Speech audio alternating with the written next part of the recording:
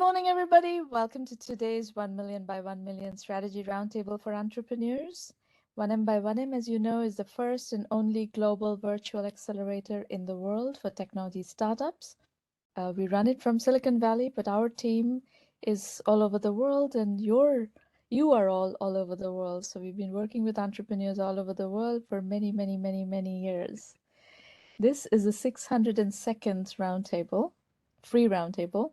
We have many thousands of these in the premium program because all the mentoring and discussions, strategy consulting sessions in the premium program also happen through this kind of roundtables.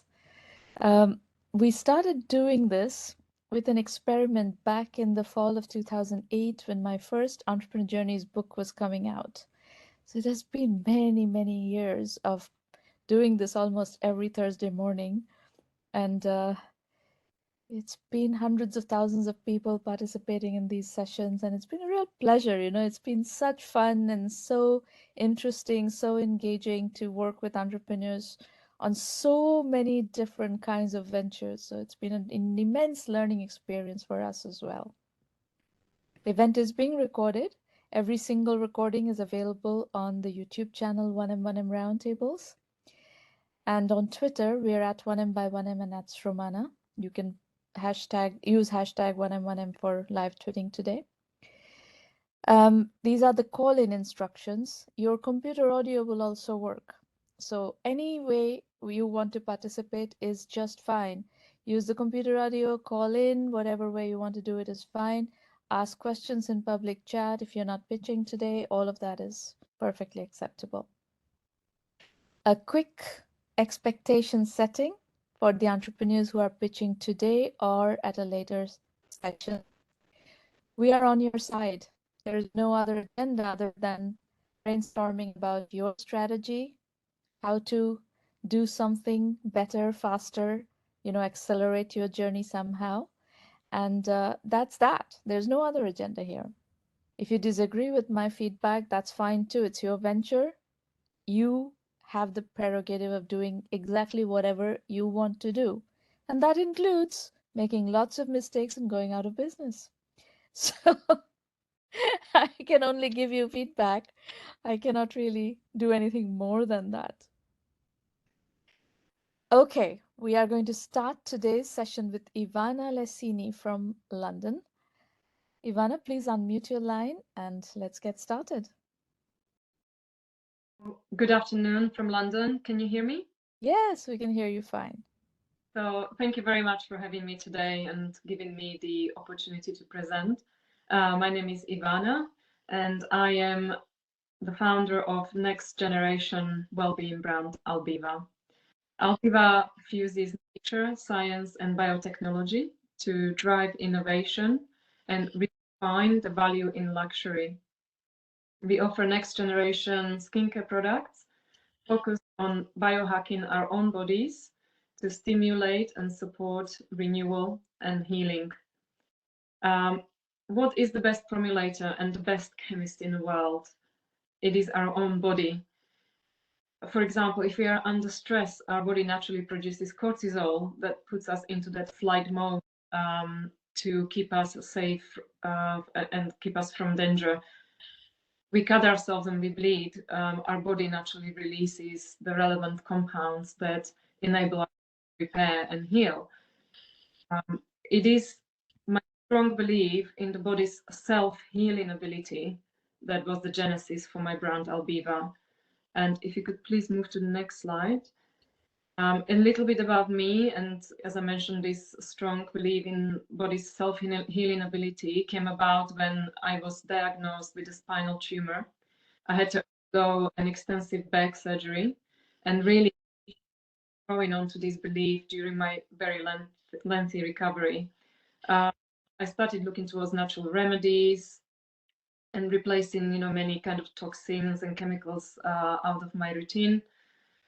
And really during my recovery, a lot of kind of my life experiences collided, I would say, into one. For example, when I was growing up in former Czechoslovakia, my grandmother was a herbalist. And from young childhood, she was teaching me to recognize medicinal properties of the plants. I went on to study biomedical sciences. I worked in microbiology. From there, I went on to trade essential oils.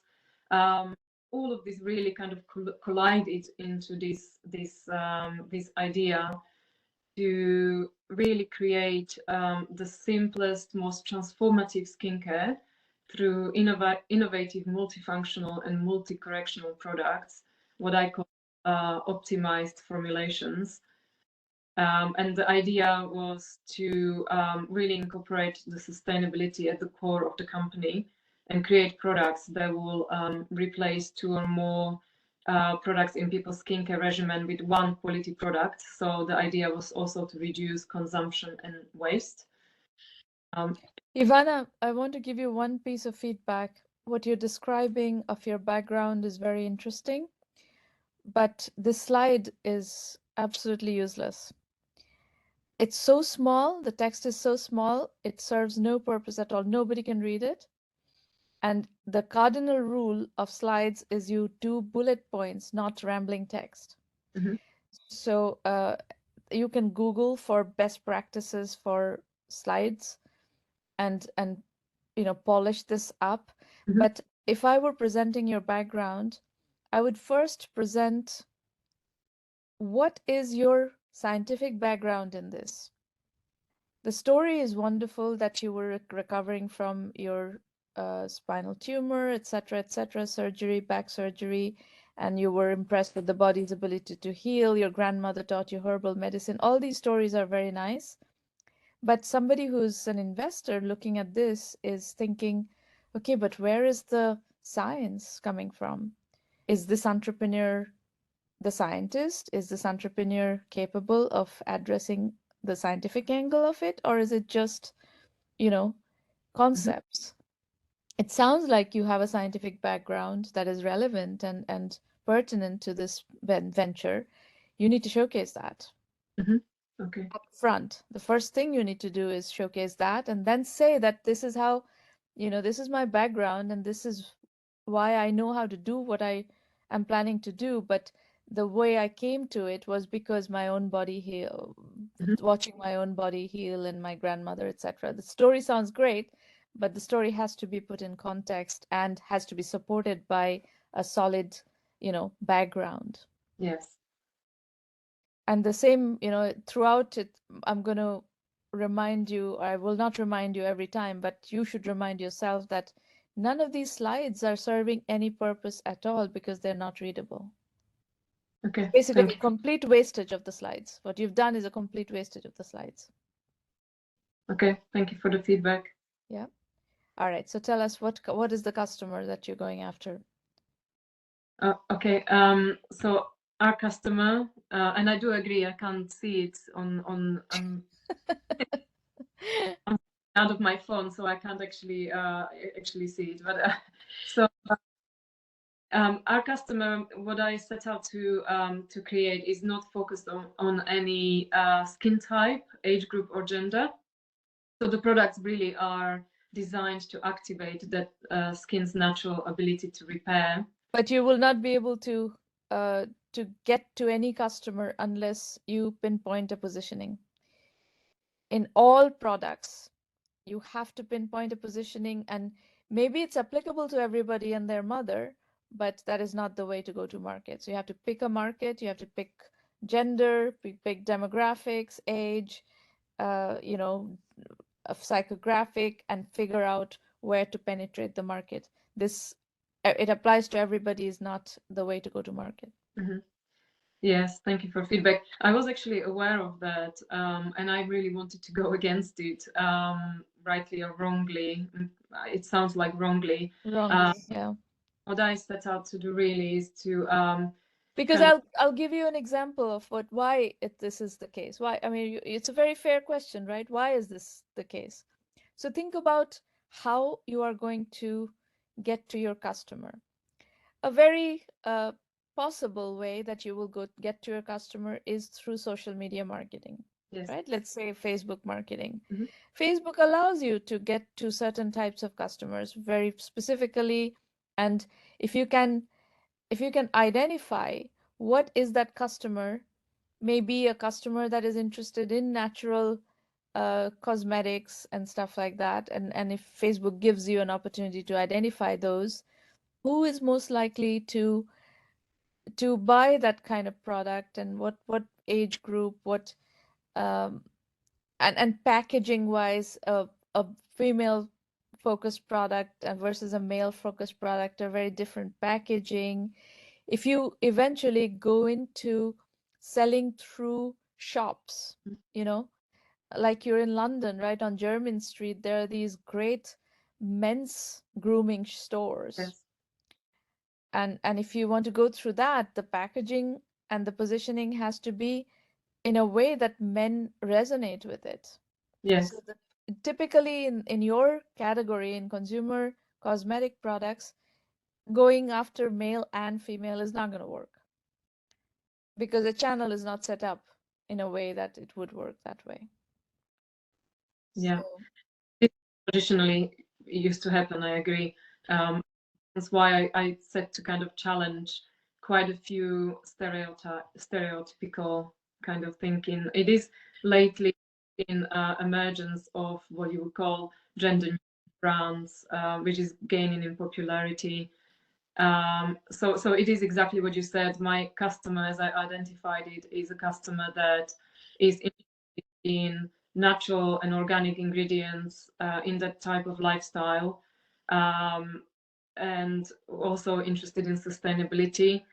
And also the customer that likes luxury and don't want to compromise on efficacy of the yeah, product. all those are good psychographic elements that you will need to position around and market around. But I think gender neutral is a very difficult way to market. Mm. It is, yes. I have. So in terms of packaging, maybe you can see later in the presentation if it's big enough and you can see it. But if you can move to the next slide, please. This is a picture of a customer that actually purchased products. So I should have mentioned that the brand. I was going to mention it later on in my deck, but the brand is in the market, is operational. We sell in consumer through our website. We do have retail partners as well. We also have a couple of facial treatments in a spa. So this particular customer has purchased products and got in touch a few weeks later, telling us, and really she's sent a long thankful email how our product helped her to heal after a facial injury. She's a professional sportswoman. I don't know to her in terms of facial injury, but she sent for an after photo and really thankful email. She was very glad to have discovered us. So we asked her whether she will consider becoming our ambassador, and she said yes. That's great. That's awesome. Congratulations. That's very good. This kind of, and the image is very powerful. What you have put here is very powerful image. So if you can put stuff like that and put that through, a strong marketing channel, that's going to make an impact. That's definitely going to make an impact. That's good. Thank you. And so if we can move to the next slide, it's kind of framing the market somewhat. Beauty industry currently, it's apparently estimated to be worth over $500 billion, and natural and organic beauty segment out of there keeps continuing to grow. The growth predicted, as you can see, at nearly 55 billion by 2027, and the annual growth rate it's high and it keeps increasing. Actually, since this slide was made, I think it's around 7% at this moment. So the market is growing. Natural cosmetics in the past have been perceived as not active and kind of had that made at home feel. And this is what we're here to challenge, because obviously technology, you mentioned tech startups, so I'm somewhat slightly, but I'm very much about technology and biotechnology. Nowadays, we can use the state-of-the-art tech to really isolate those active substances from. So we are all about being plant-based skincare. So we isolate those active substances, those active compounds from nature, and really also deliver it to skincare layers where it matters, for example, by So, that is great. I think these are all good points. The one thing that is to keep in mind is that this is also an incredibly crowded market. It's a big market opportunity, and it's a very popular market opportunity that a lot of entrepreneurs go after. The one thing that you haven't talked about that I would like to understand is, what is your online marketing strategy? I mean, this kind of product should go to market through e-commerce. One of the best ways you're going to go to market with this is through e-commerce. In fact, one of the channels you should consider is crowdfunding, because they're, it's a natural, sustainable, organic thing, and there's a whole category of people who resonate with that. So crowdfunding campaigns would work with this. And so where are you? What is your marketing strategy? So this is where exactly, you hit the nail on the head. This is exactly why, I'm looking to raise funds. So basically where we are at this moment is we've launched, we have kind of proof of concept, is operational. We won various industry awards, and the reason why I'm looking to raise the money is exactly for the marketing strategy. So currently, we utilize social media, obviously, the kind of newsletters. We are about to launch a subscription service because we launch in a new refillable packaging. So we bought our packaging to refills. At the moment, the marketing strategy relies on social media and email marketing, and this is where I'm looking to raise funds to really kind of optimize and push. Also, What are your metrics on social media? How many followers? What kind of following have you been able to develop? So we have 8,500 followers on Instagram. Unfortunately, our Instagram got hacked and deleted after we were live for 1 year. So we had to start from scratch. We were really unlucky. I think we were around 4,500 after a year when it got deleted and hacked. So we're now back at 8,500 on Instagram. Facebook is quite small. This is where I need the funds to kind of put into social media marketing, growth, customer acquisition. Unfortunately, that's not how fundraising works. You are going to need to kind of bootstrap your way into showing some velocity before people are going to give you money. So if I were you, I would look into doing a crowdfunding campaign and, start. You have some inventory. How much inventory do you have? Yes, so currently I'm actually finishing production, which would give me at around 10,000 units across 8 products with a value at about 1.6 million. So we're just literally finishing up a new production. And why are you doing 8 products to start with? So I wanted to create a range, full range, where the products, as I mentioned, are maximalist formulas.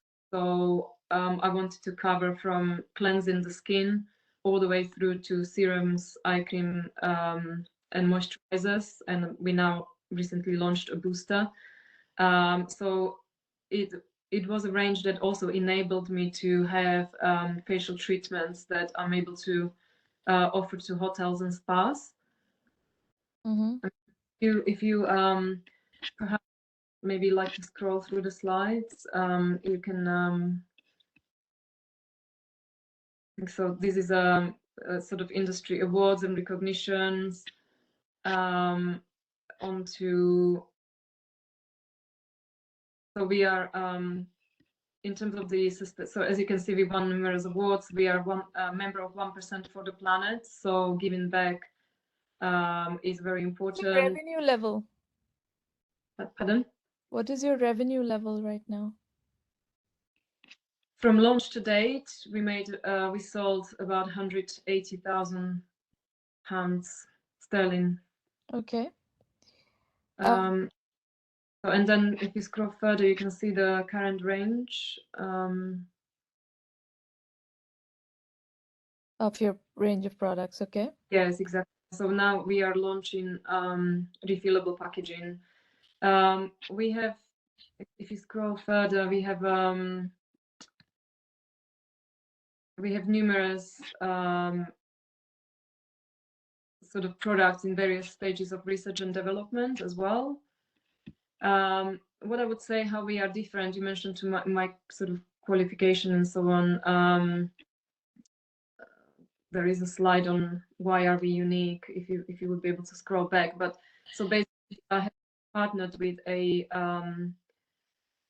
chemist formulator and a company that we worked on my formulations for over 2.5 years of R&D.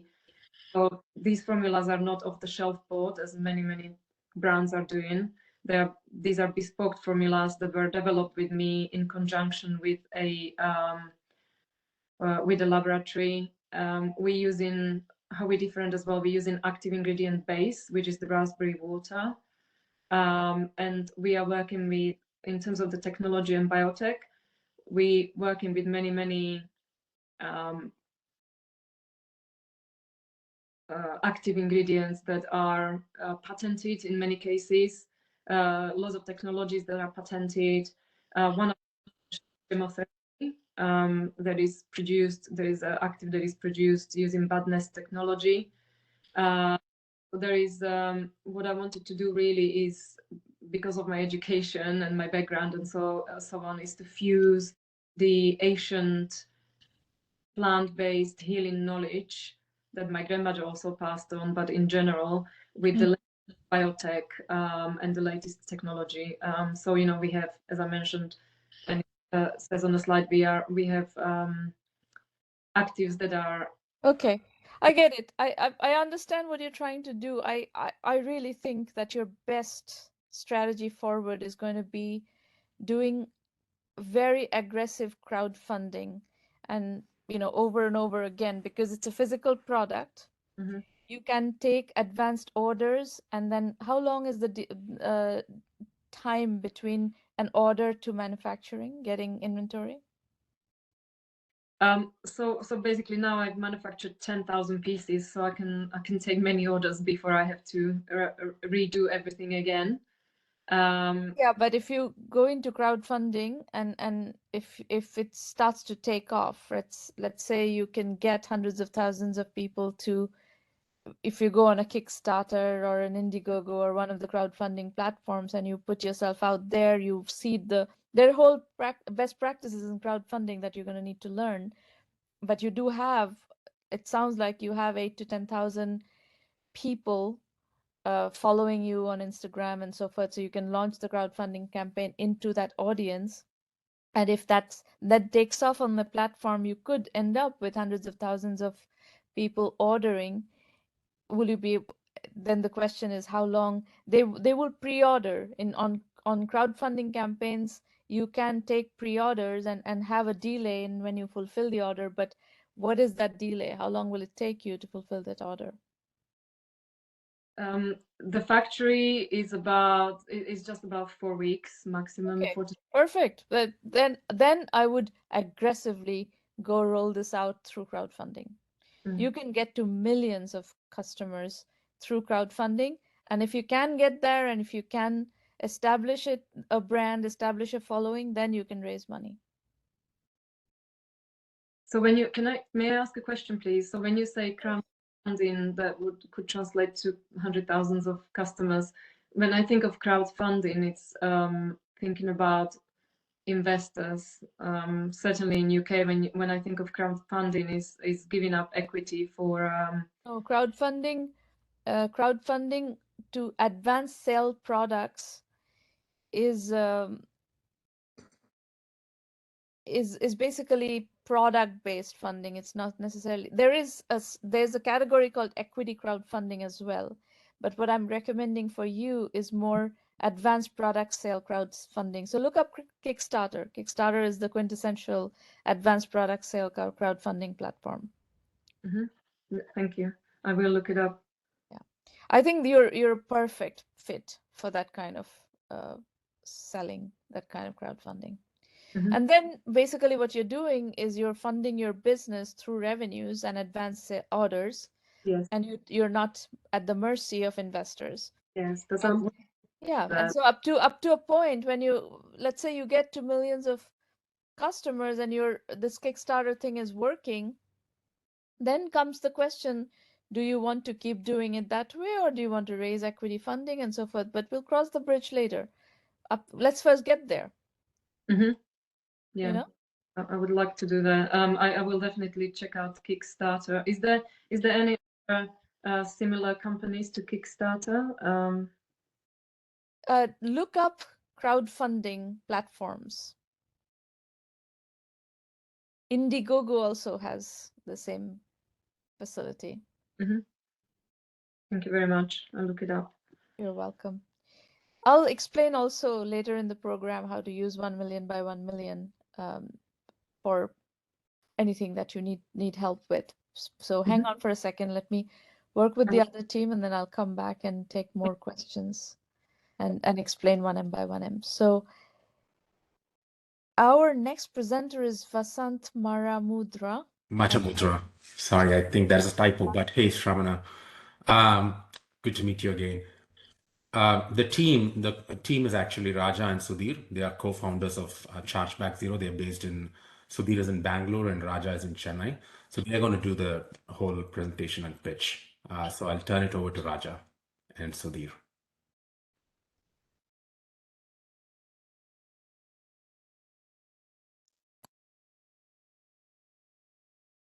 Good morning. How are you all?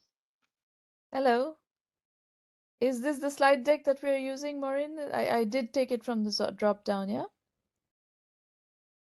Yeah, okay. Please go ahead. Yeah. So let me introduce myself. I'm Raja. I have close to 20 plus years of experience in this product and tech world. So worked with large products and services companies like SAP and Accenture. Was a CTO and then finally now wanted to do a business on my own, started to get this into this entrepreneur's journey. So having said that, I have my co-founder who is Sudhir, and we both come with a background. He comes with a deep domain experience and fintech and payment world. Okay. So starting with our company, right? So we started this company called ChargebackZero, where we found it's a large gaps with tons of compliances and lots of merchandise issues and merchant fraudulent activity. Having heard that, we worked through a lot of products company and have myself, create a lot of product, been a global lead for 2 products. I have seen the products ranging and the market fit and the gap that the product has, right? So that's something that you want to bridge in this, whatever we are building. So from a company validation perspective, we had this Wharton campaign. So what we did is, we presented our solution and we were able to get into the top 5 panelists out of 40 different presentations happened over there. And FinBlue is one of our software technology parks of India had this initiative, and we've been shortlisted for more than 100,000. Raja, I want to give you one piece of feedback. I've been listening to you for already 2 minutes. I have no idea what you do. That's not a good situation. Okay. And Okay, sorry. so in terms Thanks. of presentation, just listen for a moment. In terms of presentation, you come on and you need to hit the audience between the eyes right away. So what do? Don't ramble on we did this, we did that. Blah, blah, blah. First, say what is it that you do? Okay. And this So, slide, what can you? Startup India, etc., etc. I don't want to know all this. I want to know, what do you do? Okay. So, Maureen, would you want to move the slide to the next slide? So it's a team. Can you go to one more slide? Yeah. So what we do is we actually do proactively provide solutions to prevent the merchant fraud, and that helps in avoiding the regulatory fines because of non-compliances and all these anti-money laundering measures. And we also provide the contract, the bad actors from our payment infrastructure and transaction monitoring. And we also provide a chargeback solutions, which actually can protect the bottom line. That's what we do. Can you And categorize these four points that you made as what would the category be? What is this? Is it a fraud prevention? Is it a payment fraud prevention? Yeah, it's a payment fraud prevention Okay. for the players. So in when the you ecosystem. when you can avoid using lots of words and try to get to the absolute essence of what is it that you're doing. It sounds like this is payment fraud prevention for payment providers. Fraud preventions, yes. And this is a software solution that you are offering to other payment providers, or are you going to become a payment provider yourself? So we are offering this to the payment service providers, as it's Offering mentioned this that as technology to the payment providers. Okay. So say that, Right. you know, if I were wordsmithing the slide with you, I could drop it down to, you know, 5-6 words, and it would convey the exact same thing, but it will do it in a much more punchy way. Okay, got it. Understood. Thank you. So a little bit of, to make sure, where we are targeting and how the process works, right? So we know the customer cardholders does the transaction with the merchant, but under the hood, there are a lot of players which actually, facilitate this transaction to happen end to end.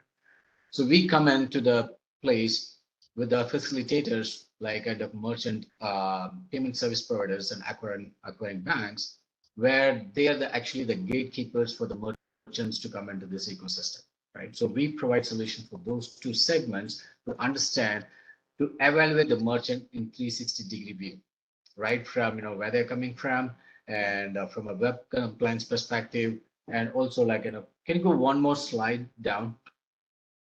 So we actually, monitor the merchant before entering into the ecosystem into various different ways, right? With alternate data points. I'll give you a couple of examples in terms of like how this can be happening, right? So with the terms of merchant fraud, like merchants come into the system and they start doing like selling goods, high value goods for a week and so, and then they actually close the business or go out of the business, right? What happens over the period of time, like customer calls in the bank and say that no, that comes into a chargeback. Now the processors and acquirers get being liable to pay those money. So this is one type of merchant fraud, because now they come to the business very quick and they just shut the business, make a lot of money, and then they go out of the business. So this is one type of merchant. Other one is merchants do sell the counterfeit products and illegal products, which is not allowable by a certain acquirer or a payment service provider. Still, they do it. Like for example, drugs or alcohol is not allowed by certain service providers. And counterfeit products, like selling goods like Adidas, Reebok, counterfeit products, they sell it. So what happens? They get into heavy penalties of facilitating these kind of transactions. So that is one kind of frauds, selling these merchants, the merchants sell these kind of products. Other one is the transaction laundering. What they do is buyer-seller collision. I'm a buyer and also will like associated with the seller, where we try to launder our money using this network. So these kind of frauds happen, but the current system, what we have, does not fit all those gaps in terms of having all those compliances imposed into their system. Now, so I have having said that, question, Raja, just a second. The 3 scenarios that you just described, 2 of them are more or less digitally manageable scenarios. The fraud prevention can happen digitally. When it comes to counterfeit products, I'm not sure how you can impact that kind of fraud digitally. So I'm talking about not mitigating the counterfeit products. Because of the counterfeit products, let's say for example a customer buys a Reebok shoe or something for $150, but it's actually not a real Reebok. Customer gives a complaint, but the merchant is no more. Yeah. Right. But they try to impose fines on the facilitator who enabled this transaction. They come back like large corporate might impose fines on them. So that's something which can be avoided by having a proper guardrails and having a proper protection of enrolling the merchants into their system. That's what we do. Okay. Can I just step in? In fact, I would want to take 2 minutes and just give you a brief, right? See, Sure. the solution what we have, it's a merchant risk intelligence solution, and also we are able to provide a regulatory compliance detection, right? Basically, what we're trying to do is, one, we are able to identify any fraudulent merchant coming into the ecosystem, right? We have web risk and open source intelligence, which is able to gather information from a lot of open source internet, and also we're able to extract a lot of information from the website. We're able to detect the probability of merchant being fraud, number one. Number two, what we're able to do is, based on the website and based on the content, whatever merchant is selling, we're able to detect the probability of someone selling illegal goods or counterfeit goods based on the content and a lot of other attributes, right? We have AI/ML model that can predict possibility of someone selling these kind of stuff. The third aspects of our solution is we're able to identify transaction laundering. Transaction laundering, nothing but money laundering in the online world, right? What happens a lot of times, these merchants, they try to launder you. In the front, they might have certain business. In the back end, they might have certain illegal business, right? We're able to detect that and bring up all the compliance and all the fraud violations that can happen. And who is the buyer of your product? Is it the merchant? Is it the payment service provider? Who is the buyer? Great question. Basically, we target three audience, right? Merchant acquirers are the ones who are sitting below card network like Visa, MasterCard, Amex. These are the merchant acquirers. Merchant acquirers, in turn, they have partners, right? These partners could be payment processors, payment service providers, payment facilitators, right? Anyone who's facilitating merchant to accept payments, they'll have to perform initial onboarding checks. What we are able to do is, apart from the KYCs, sanction screening, a lot of other checks, we're able to do website compliance, and we're able to use a lot of alternate open source intelligence to gather, and we're able to enable them to take decision before even they onboard. So let me go back to the question. Whom are you selling to? The system that you're going to be selling is going to be sold to the Visas and the MasterCards, or is it going to be sold to some another layer? Is it going to be sold to the end? It's going to be sold. Yeah, it's going to be sold to the payment acquirer, right? Your Chase Bank, HDFC, right? Or it could be Stripe, PayPal. Anyone who's sitting below the card network, right, are our potential customers across the downstream. So if you go back one slide, Shramana, the 30-second primer, the two boxes that sit between merchants and card networks, there are these logos that are potential customers. Okay, I got it. Okay. All right. You can go for it. You want to go further? Yeah. So, Sharna, so understanding our acquirers, customers, and also who are like being the problem creators, right? So, if you see the problem as a whole, so you look at the acquirers, like having a. I think I'm having a blurred screen. Sorry if I'm not able to see it correctly. Is it because of my bandwidth? The slide that comes next is your challenges with it's a blue numbers slide. Is that what you want, or do you want me to move forward? Yeah. Okay. I think I'm seeing that now. So if you look at the challenges, right? So with the recent survey and with the market data, with the market stats, we found that there are like financial losses because of these fraudulent merchants. So we term like three different types of frauds, how the merchants are doing. Because of them, it contributes a huge impact, like all put together, like fine and penalties, fraudulent activities of the merchants, and the transaction laundering. It's close to around like 180, $170 billion of impact is being imposed for the acquirers and the payment facilitators. And if you look at the chargeback, right? So first step is like being a gatekeeper, allowing the merchants using all kinds of checks, and then we allow that into the system. Now let's say the merchant is now in the ecosystem, and the transaction happens for the merchant. When we also do monitor this transaction when it becomes a chargeback, right? So that market stat says that it's like more than $125 billion of chargeback is estimated, right? Why we are saying that is because this digital economy is accelerated. Everyone goes online, buys it, and then they call the bank and say, "Hey, I didn't do this transaction." So there's a lot of problem happens in that area also. What we do is we actually have this product defined at 3 layers. One is we validate, monitor, and we also protect their bottom line revenue with those 3 products. Coming to the market price, right? So this is the industry we've been talking about, fraud detection and prevention industry. And within that, we focus on a specific segments. And within that, we are talking about the software market. But having the solution across the board, we contribute to all this, all the market space, right? So right from the fraud detection and prevention across the industry verticals. It can be from an insurance industry who's actually looking for that information. So that is the market that you're looking at. Can you move to the next slide? So no, we can't move to the next slide because I have a piece of feedback that is extremely important for you to address. Please. The venture capital industry does not really care about top-down market size. They care about bottom-up market sizing. So you're going to need to, when you present market size, you need to create bottom-up market sizing. If you don't know what that is, that's something you can look up on the 1M1M curriculum, but it is something that is vital and a requirement for any kind of discussion with investors. Sure. So understood. Got it. Thanks for the feedback. We'll work on that.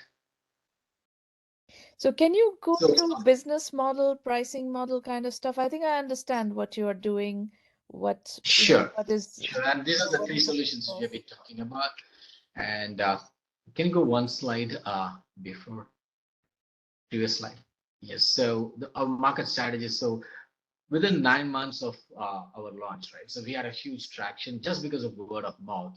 People started using it, and that's our organic growth. And our marketplace presence, we are trying to implement, we are trying to deploy our solutions in the Shopify space, WooCommerce spaces, so that it goes to merchants also, right? So that is something which we are trying to attract with all the e-commerce merchants.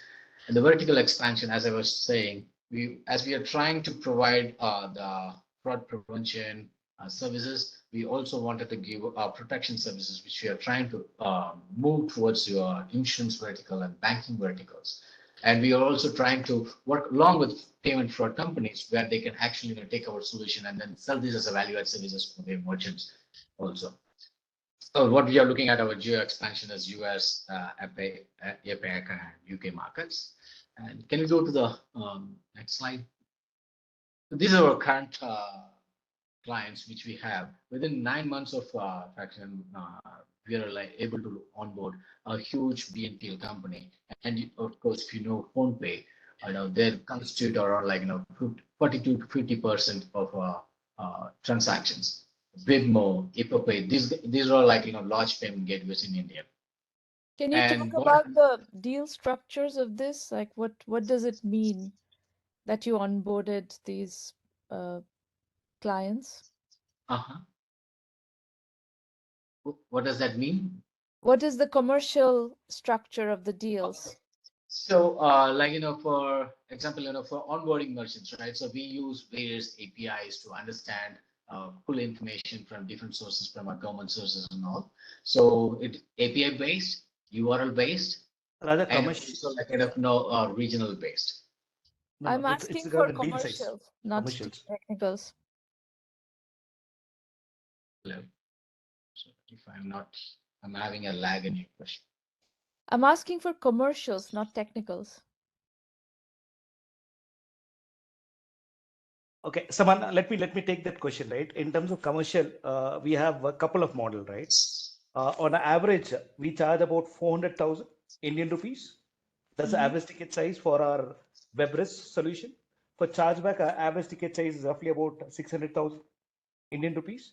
And the pricing model, what we have TA-based approach. That is, we have basic plan, we have silver plan, then we have advanced plan, right? It's purely based on the volume. Higher the volume, lower the price. That is the model what we have. Apart from that, we also have a chargeback solution where we sell this as a plugin within Shopify and a lot of other platforms, right? The way we charge is depending on all the chargeback that we're able to recover, we charge flat 25% on the total recovered amount, right? And That's how we charge. so what are you seeing right now, revenue-wise? What kind of revenues are you seeing?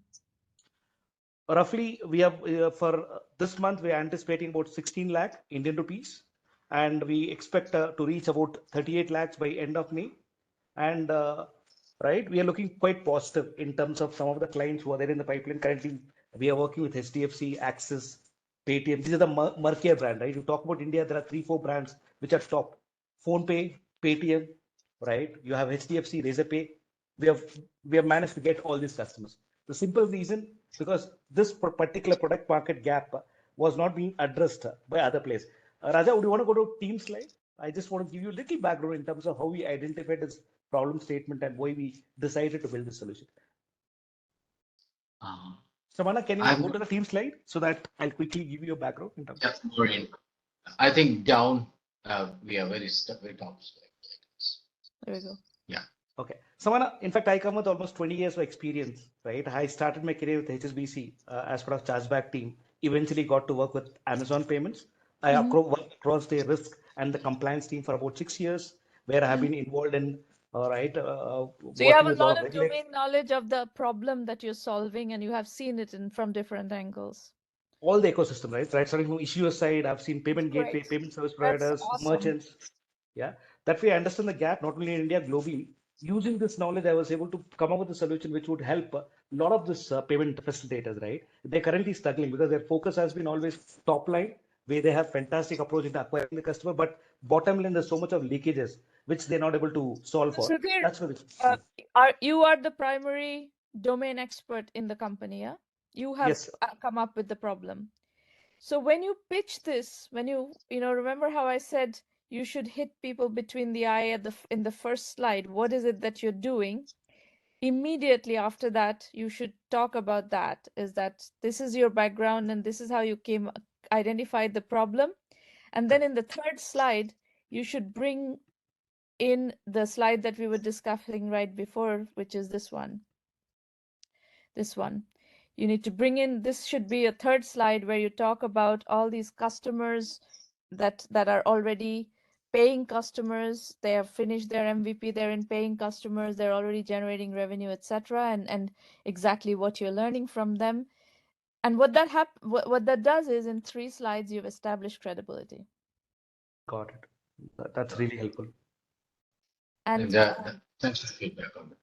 And then the other thing that if I'm, putting my investor hat on, if I'm looking at this, I'm wondering, okay, all these customers, what is the bottom up TAM for each of these customers? If like, let's say the first one, simple, if it keeps going and is rolled out broadly, what kind of business is this going to become for the company? Is this going to be $1 million business, $10 million business? What kind of business is Simple going to generate over time? If it's ARR and right, in terms of okay, yeah, got it. that's right. So I think if this presentation needs a lot of work, I think you have a very interesting business here, but your presentation doesn't do quite justice to that business. It lacks sharpness, it lacks like punchiness, but that can all be fixed fairly easily. Sure, Samana. Okay. All right, so good. Sure. I like what you're doing. I really like what you're doing, actually. I'm going to switch to explaining how to use 1 million by 1 million, and then we can do more Q&A, okay? Let me go back to the original slide here. Thanks, Ram. Give me a moment. I'm just going to have to slip through all this. All right, folks. So one thing that I want to ask you for is, if you like what we're doing here, please refer serious entrepreneurs to 1M by1M. And remember, I'm not trying to sugarcoat my feedback to you, right? I'm just telling you as it is. I'm seeing what I'm seeing. I'm telling you what is going to help you improve your presentation, your pitch, your story, your strategy, etc. So If you like that approach of very candid, very constructive feedback and mentoring, please refer people here, and you're very welcome, of course, to join the program. Everything resource-wise is at 1mby1m.com. You will find a terrific blog that a lot of people are learning a lot from. And then you can also use the Entrepreneur Journeys book series. There are 12 volumes of case study-based books that on different topics. That's another way people learn the 1M material. But of course, the comprehensive material is digital. You know, everything that we have is on the 1M website. There are other things in other places. There's some books on Amazon. There's, you know, a bunch of other stuff I'll tell you more about in a moment. But everything we have is available through 1mby1m.com. That's like the master repository of everything we have.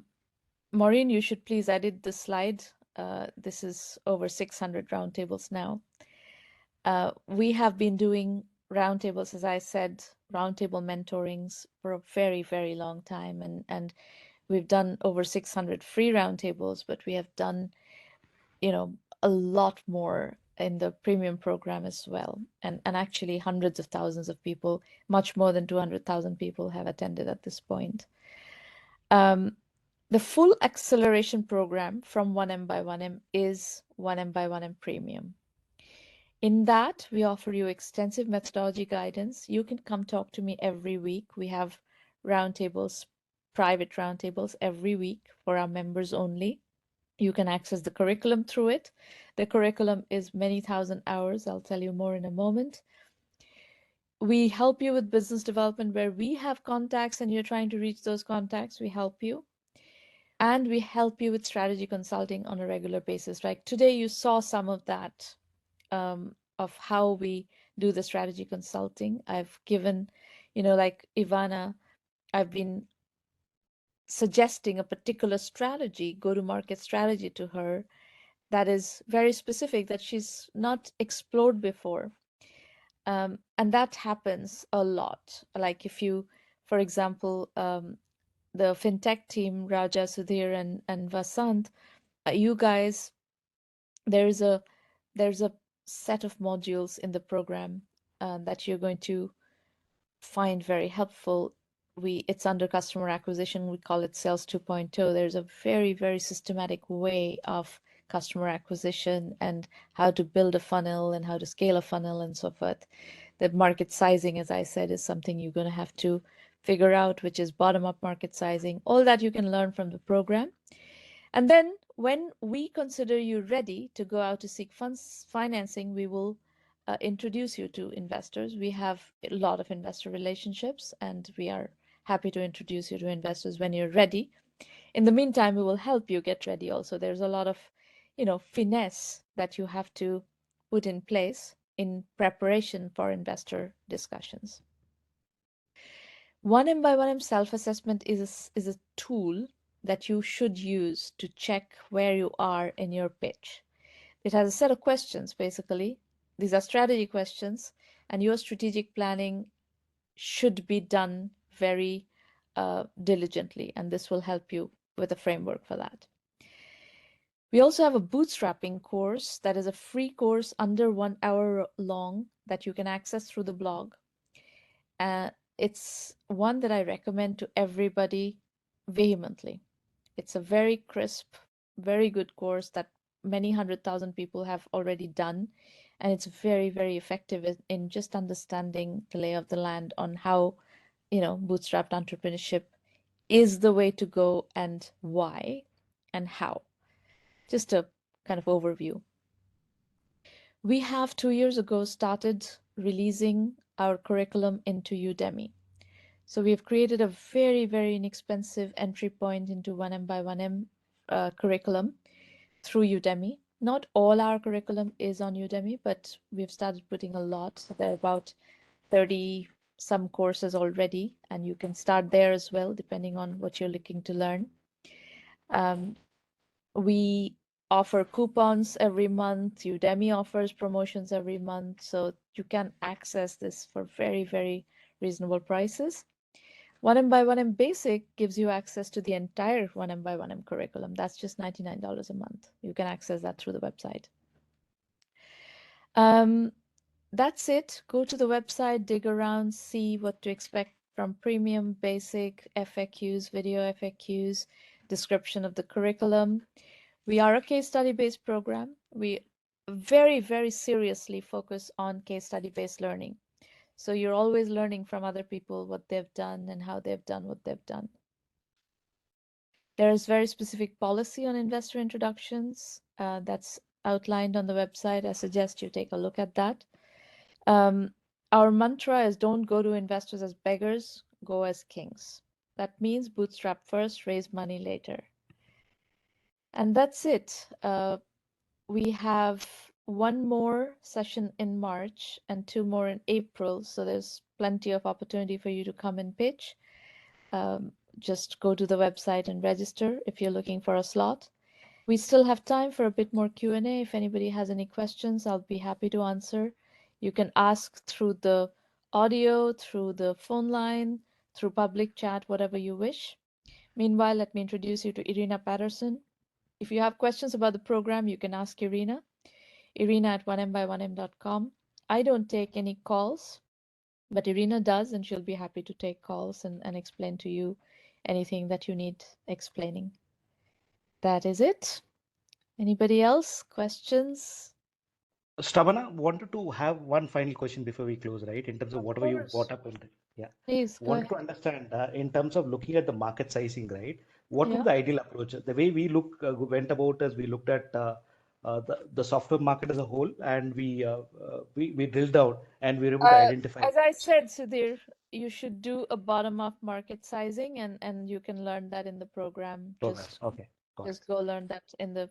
It's a whole module. It's like, I think 30-40 minutes of full primer. This is probably one of the questions I get the most is market sizing.